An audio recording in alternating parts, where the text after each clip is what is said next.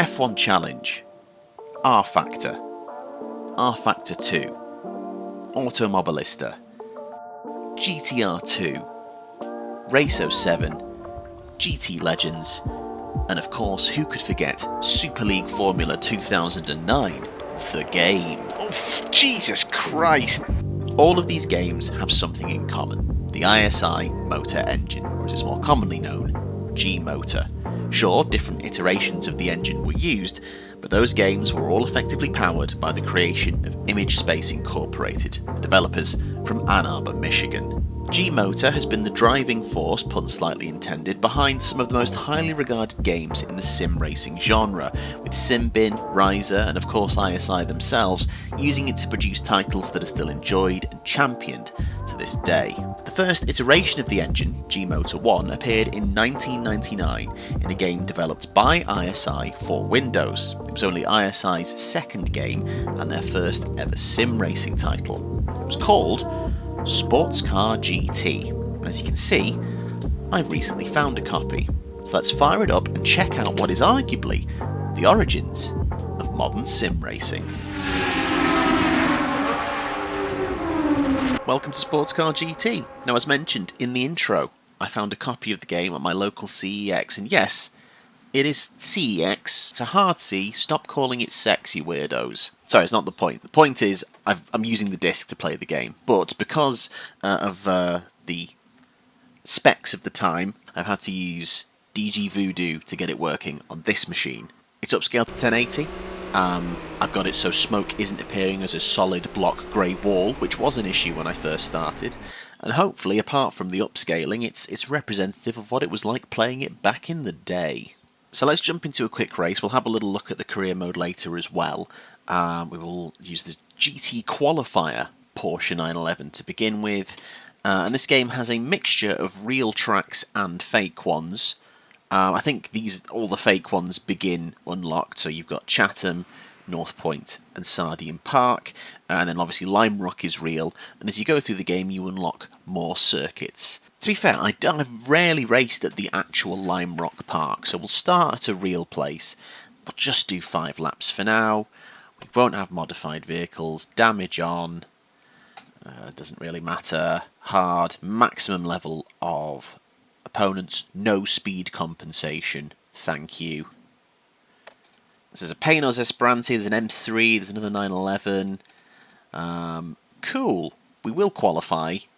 I don't actually remember what the format is for qualifying. Oh.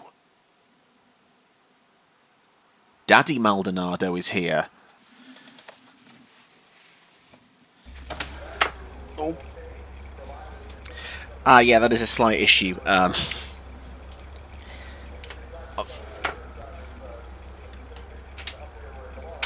That's it. Oh. Oh, there we go. It's because it's auto-driving out. It's fine. It's okay.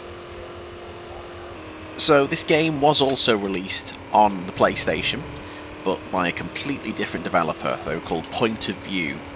So it's, for all intents and purposes, a completely different game to the PC one. So we're not really considering it. We are looking purely at the PC version. Not super familiar with Lime Rock Park, like I say. I've not really raced it that much. But it's also not the most complex of circuits as well, so we should... God. Yeah, there's no, like, corner cutting rules in this game, as far as I'm aware, so what they have done is the time-honoured thing of making sure that gravel and grass is very sticky and slows you right down, so... yeah, keep off it, basically. Right, I've got one more lap to go. Oh, God. I actually thought I'd overcooked it then, but that actually seemed alright. I might have styled it out.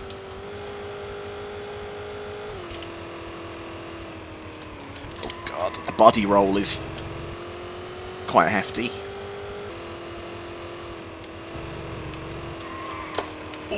Oh dear, no. I think this should still be quicker though.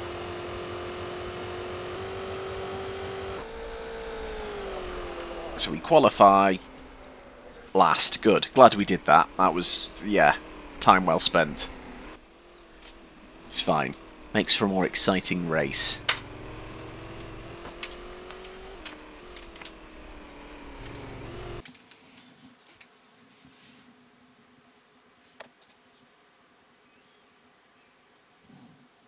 Also, I've just hit escape to come out of qualifying, and it's just taken me out. So how do I progress?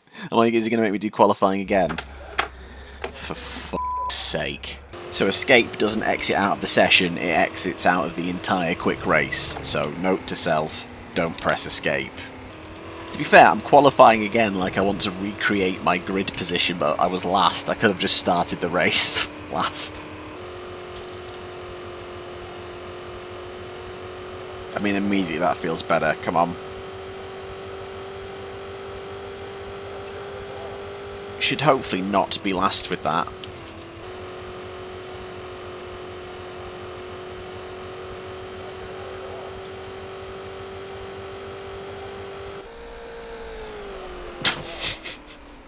Why is it always one extreme to the other with me?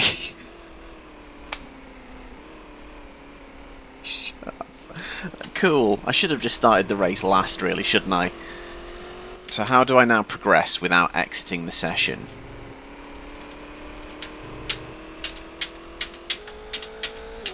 Okay, that's cool. I don't actually know what I'm supposed to do now. Oh, that pauses it. So what happens if I press escape? Oh, and then go to the race. Oh, it does save it. You putz. Okay. You're really video games. Why have you done a channel on video games? Okay, here we go.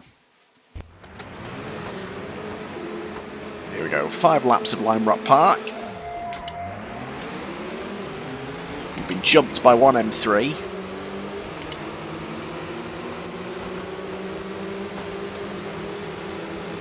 Jumped by 2 M3s. Oh! And immediately...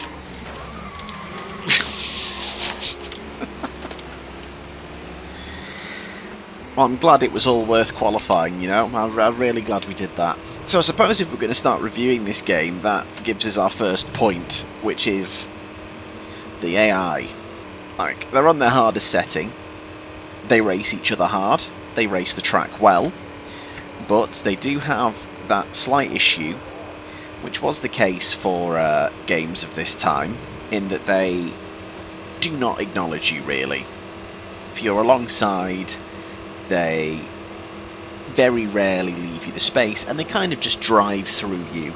So there is a lot of tipping round and hard racing in that sense, which is fine. If we're going to do touring car rules, fine. Let's get elbows out and have a bit of fun, but you do have to give them a wide berth, which I obviously didn't do. Obviously some people have decided to go into the pits to repair their damage, which is why we're not last. You can see on the sort of progress bar on the bottom, which fans of rFactor will see that as a bit of a precursor, because that was one of the things they implemented in later games. Now, obviously the whole intro is about like the handling, and this being the first iteration of the G-motor engine, which, correct me if I'm wrong in the comments, I believe covers both the graphics engine and the physics. Because in some cases it's referred to as ISI motor, in others G-motor, and from what I can tell they were all used on the same games, so they refer to one and the same. Or I might have misinterpreted and ISI motor refers to either the graphics or the physics, and G-motor refers to the other. So if anyone who's a bit clearer on that could appear in the comments and let me know. But as far as I'm aware, ISI motor and G-motor are one and the same, and they cover both the physics and the graphics. It's taken me a while to catch up. Well, there we go. They're fighting. Let's get through here. Right, let's see if we can go wheel to wheel with some people.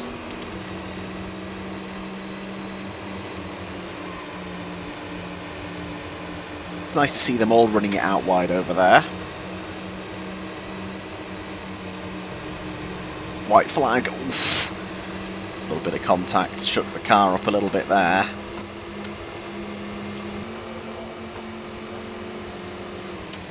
God, the straight line speed.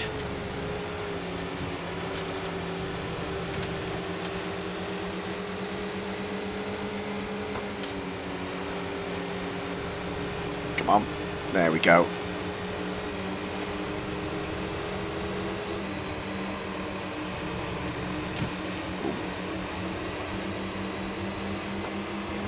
God, we're just going to have to do some blocking here to keep these pain Aussies behind us. No, you don't. I'm sure that wasn't dangerous driving at all. Dan Marvin wins in the M3. It's... oh God, the M3s are just... there's no balance of performance in this thing. Now, this does have a replay system. So here we go. Let's see if this was my fault.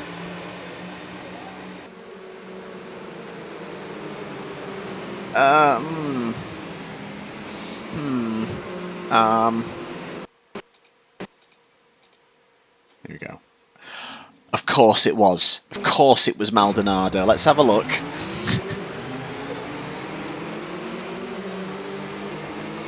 I mean, I'm basically holding up the outside line.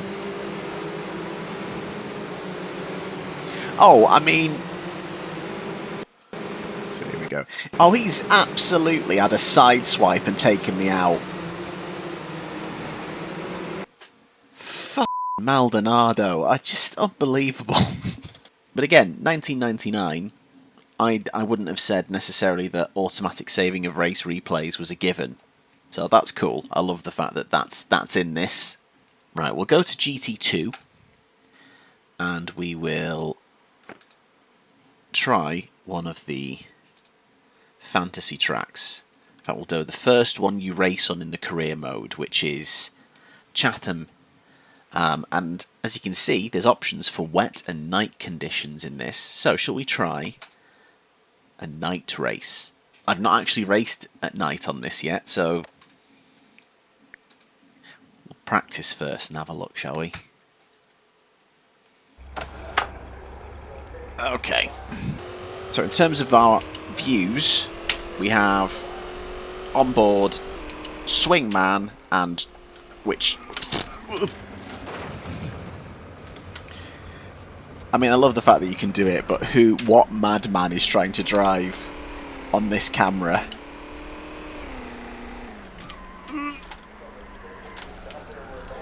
Action shots. Oh, that's the thing, you can't jump to pit. Okay, haven't come up with that one just yet, that's fine, still early days. Okay, so we're going to fix the damage. Interesting, change to an AI driver, change the tyres, fuel. Very nice, very smart, I like it. So, development for this game, I believe, started back in like 96, 97, and it was originally going to be an officially licensed IMSA or IMSA, depending on how you decide to pronounce that, GT Championship game. However, Electronic Arts bought out Virgin Interactive, their North American branch anyway, and when they did that, they got hold of this project. And for whatever reason decided they were going to release it in '99 without the professional sports car racing license. However, all was not lost, because the game still features officially licensed cars with liveries from the 97 and 98 IMSA seasons. And in terms of the track roster, it's got the tracks from that season, plus a few more, I believe, and of course a handful of fictional circuits. So, with that mixture of real and fake circuits, and officially licensed cars with real racing liveries, comparisons were made between this and Gran Turismo. Now obviously the scale in terms of number of cars and tracks is smaller compared to Gran Turismo. It's much more focused because it's obviously based around IMSA. But honestly, that lineup of tracks and cars and that format of career mode, I'm sold. I'm in for that. Now what is interesting is everyone's got headlights. We can see that from other cars. We saw that on the trackside view that I have headlights, but it still has done that thing that Le Mans 24 Hours for the PS2 does, where it kind of looks like you don't have any light emanating from your own car. Oh, there's headlights there. There's headlights there. Not there. Right, let's jump into qualifying and see how we get on. Now, I believe I did start trying to talk about the handling and then got distracted by being beaten up by some pain Aussies, but in short, of course the handling is pretty solid. As with all games using this game engine, or at least versions of this game engine, it does a really good job of kind of making you understand what's going on with the car and helping it. I was about to say it's really good at kind of, you know, letting you understand why it behaves in a specific way.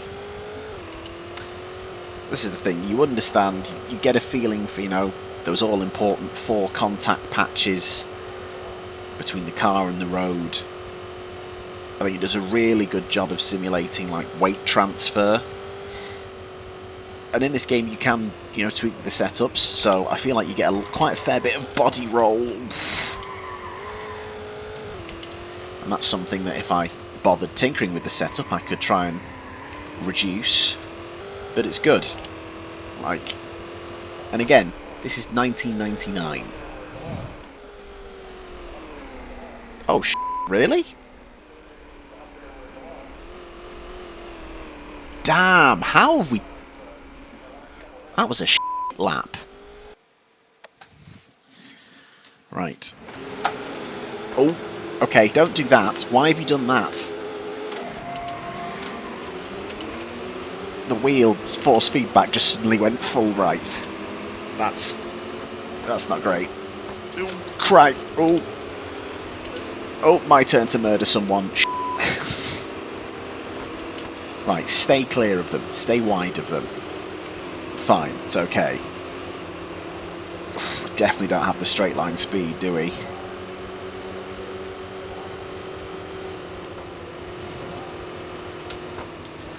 Definitely more agile in the corners. Oh.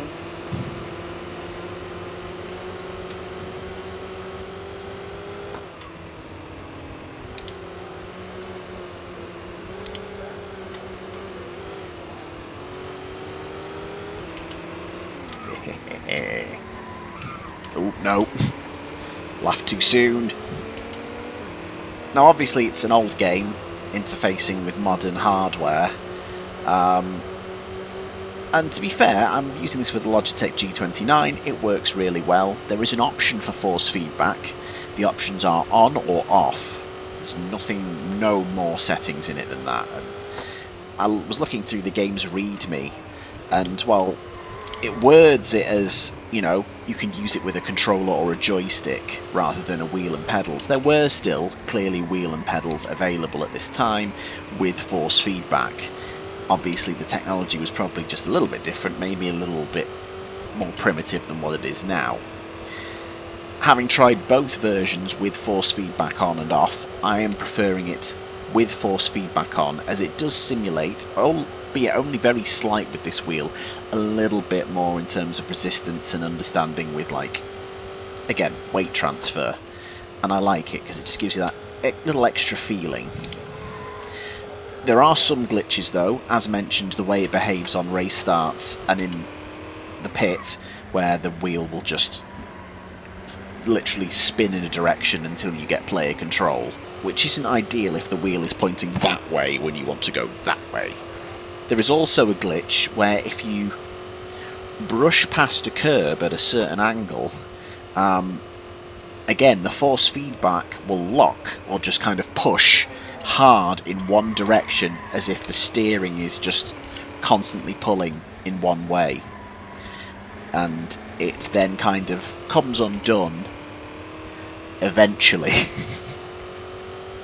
It's not ideal, but I don't blame the game. It was made for different technology. That was surprisingly easy. BMW M3. North Point is the only one I haven't raced at. So let's do that in the wet. What could possibly go wrong? Ooh! Thunder. Lightning. Well, there's no thunder, there's just lightning. Graphics, basically. We are in a proper storm, and look how shiny the road looks. What's the handling going to be like? I wonder how different it's going to be from the dry. Let's go.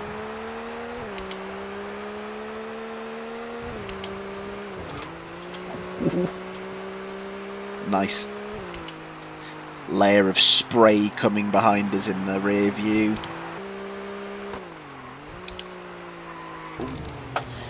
That's me not knowing the circuit fully yet. Hang on. I mean, wet weather looks great. Ooh. Locked up. Oh, okay. This is good actually. You can definitely feel the difference between wet and dry. You feel it most mid-corner, where there is just definitely less grip, and if you do lock up in the wet, as you saw. So in terms of like handling in the wet, there's definitely differences between wet and dry. I think it is slightly forgiving considering how wet it looks, because there's just a sheen across the road. But this is good, it's a different challenge, that's the important thing. It's not just a wet weather skin.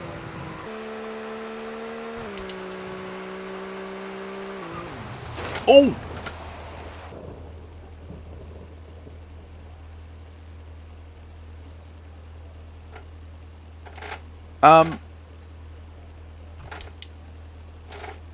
What just happened? There's no instant replay, I don't think. And I don't think there's like practice replay. What just happened? Okay, we will try that again. Oh dear.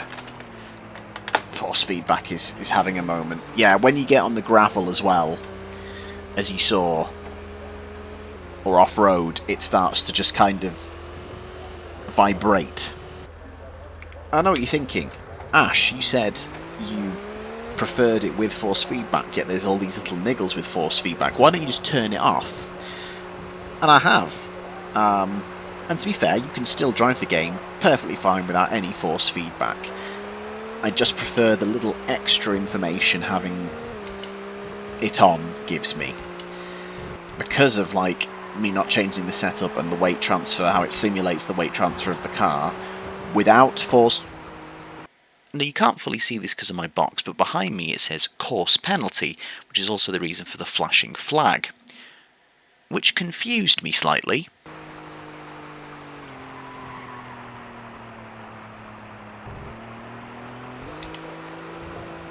What for, though? Okay, so I was wrong about there being penalties. That's interesting, but what did I do? So this is where it happened. What was that? What on earth occurred under the bridge? So what happens now if I just go around right? Am I just...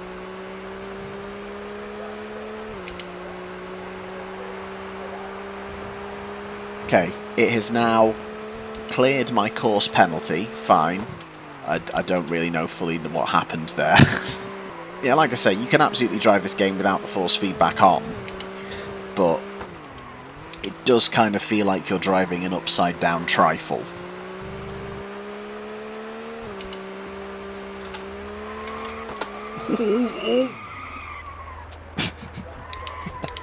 Overcooked it slightly.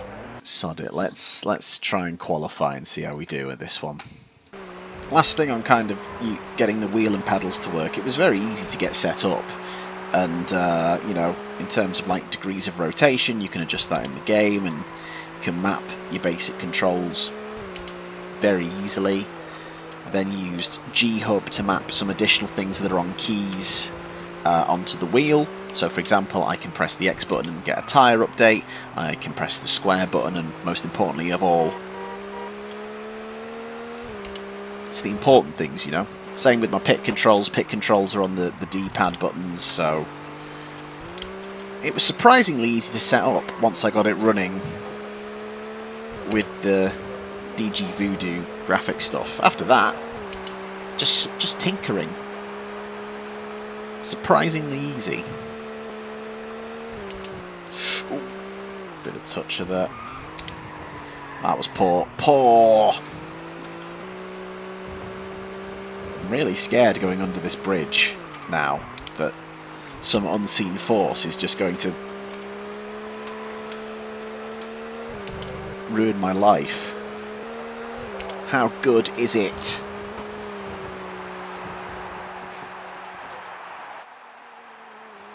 My brilliance just knows no bounds. Oh, come on, don't do this.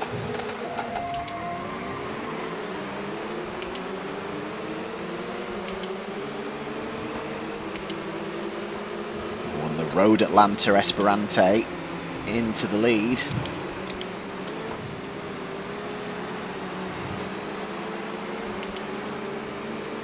There's no ability to look side to side in this, and there's no kind of proximity indicators, which, as mentioned with the slightly aggressive AI, can be troublesome. But you can look backwards at least. And I've got a massive rear view mirror, so I don't actually really even need that. Slightly off topic, but it annoys me that modern GT2 cars... Oh. Okay, what for, again? Is this circuit slightly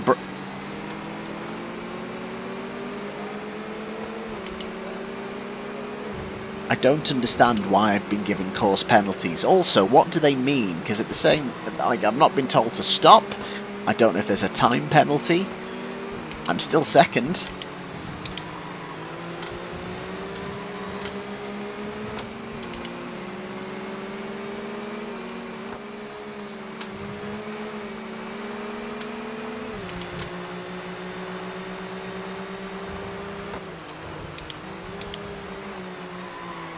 Ooh.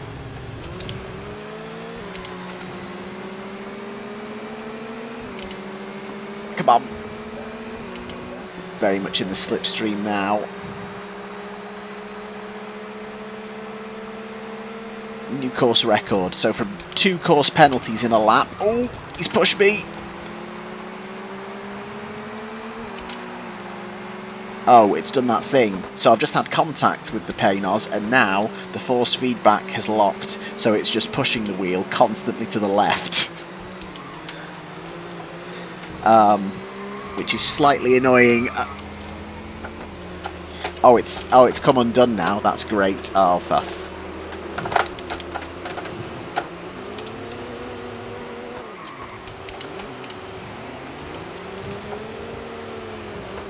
You know what, on second thought, maybe it is worth trying to just turn the force feedback off and get on without it, because that... without that happening... for f***'s sake.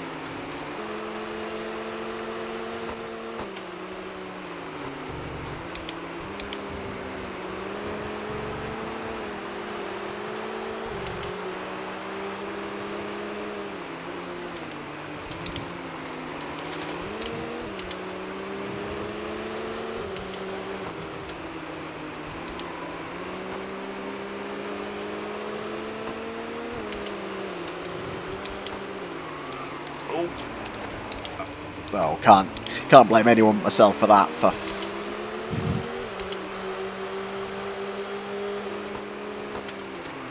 Oh, it's a bit of a late move, pal. F*** off. And yet, ironically, no course penalty for any of that. So we finish 11th. I have no idea what the course penalty has... Like, how have I been punished? What did I do? How have I been punished? No idea on both counts. So yeah, North Point seems slightly broken. So I would say that's a tick for the wet weather driving and the night driving on this. Wet at night, not probably going to try that just yet. Let's have a look at the career mode. And next time we're going to do exactly that. We're going to start a career mode in Sports Car GT and have a look at a slightly longer race that involves tyre wear, fuel consumption, strategy and back markers. And that's all going to be in the next video. I hope you'll join me. Thanks for watching. I'll see you soon.